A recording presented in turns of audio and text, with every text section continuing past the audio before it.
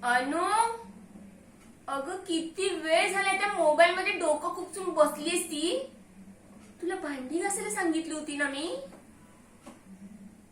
आता 4 दिवसावरती तुझं लग्न आलंय, तिथे पण असा पसारा ठेवून तो मोबाईल घेऊन बसणार आहेस का?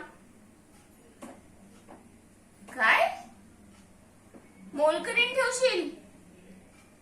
अगं लाख मोलकरीण ठेवशील तू, पण त्या घरातली सून बायको म्हणून काही तुझी कर्तव्य जबाबदारी असतील ना, ती तुलाच पार पडावी लागतील. घर आणि नोकरी दोन्ही सांभाळायची आणि घरची माणसं पण सांभाळायची. असं पसारा ठेवून तिकडे तू बसणार आहेस का मोबाईल घेऊन? आता उठतेस का? काय करणार आहे लग्न झाल्यावर तिकडे जाऊन?